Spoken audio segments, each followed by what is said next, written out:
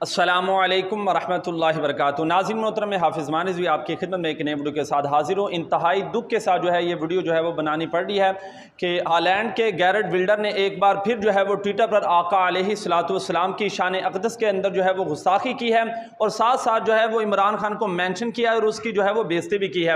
اگر ان کو حکومتی سطح پر جو ہے وہ جواب دیا جاتا تو آج یہ جو ہے وہ نوبت نہیں آنی تھی۔ اور دوسرا جو ہے اب حکومت کی طرف سے اس کے خلاف نہ کوئی ٹویٹ آیا، نہ کوئی بھی کسی قسم کا جو ہے وہ رد عمل جو ہے وہ ہمارے سامنے جو ہے وہ نہیں آیا۔ اور دوسرا، علامہ حافظ سعد حسین رضوی صاحب نے آج کے جمعۃ المبارک کے اندر اس بات کو واضح کیا ہے کہ حکومت جو ہے وہ اس کے خلاف جو ہے وہ ایکشن لیں۔